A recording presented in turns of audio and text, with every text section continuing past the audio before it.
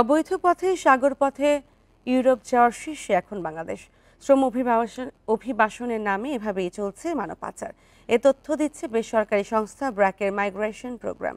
এভাবে ইউরোপে ঢুকতে গিয়ে অনেক বাংলাদেশি লিবিয়ায় অপহরণের শিকার হচ্ছেন। তাদের নির্যাতন করে আদায় করা হয় বিপুল অর্থ। এই পাচার ঠেকাতে সরকারকে মূল ভূমিকা পালন করতে হবে বলে জানাচ্ছেন অভিবাসন বিশেষজ্ঞরা।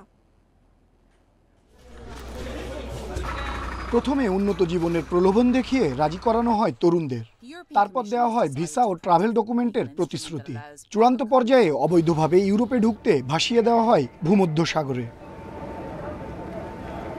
এভাবে ইতালিতে প্রবেশের চেষ্টা করছে অসংখ্য বাংলাদেশি। চলতি বছরের প্রথম 6 মাসে অন্তত ৯,৭৩৫ জন ঢুকেছেন দেশটিতে।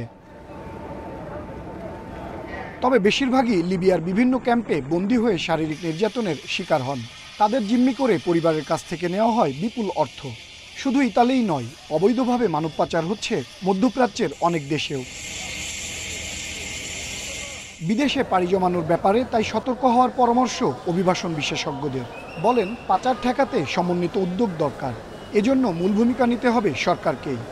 সৎভাবে যাওয়া, সত্য পথটাকে অনুসরণ করা, সেটির জন্য তাদের সচেতনতা বাড়াতে হবে। সেটা সরকারের দিক থেকে উদ্যোগটা থাকা দরকার। যে দুটো মন্ত্রণালয়ের কথা বললাম, পাশাপাশি তথ্য মন্ত্রণালয়, একটা সমন্বিত উদ্যোগ দরকার। এবং বিভিন্নভাবে গণমাধ্যম হোক, ফোনের মাধ্যমে হোক, বিভিন্নভাবে সচেতনতা সৃষ্টি করা যেতে পারে এবং সেটা ধারাবাহিকভাবে কয়েক বছর ধরে চলমান রাখতে হবে। বিশেষজ্ঞরা আরও বলছেন, সাব এজেন্টদেরও লাইসেন্সের আওতায় আনা গেলে অবৈধ অভিবাসনের মাধ্যমে মানব পাচারের হার কমবে। এই দালালগুলোকে আসলে ফর্মালাইজ করা খুব ইম্পর্টেন্ট হয়ে গেছে। তাহলে যারা এই পেশাতে আছে তারা কিন্তু একটা তাদেরকে বোঝায় যে এই রিক্রুটিং এজেন্সির বা এখানে কতজন ঘোরাঘুরি করে, তাদেরকে একটা লিস্ট তৈরি করা এবং সেটা রিক্রুটিং এজেন্সিকে প্রোভাইড করতে হবে। অবশ্যই, আদারওয়াইজ তাদের লাইসেন্স রিনিউ করা হবে না। ইমিগ্রেশন কর্তৃপক্ষ এবং এই পার্টিকুলার রিক্রুটিং এজেন্সিকে ধরা কিন্তু অসম্ভব কিছু না। স্বরাষ্ট্র মন্ত্রণালয়ের তথ্য অনুযায়ী শুধু 2024 সালে মানব পাচার আইনে 1034টি মামলা হয়েছে।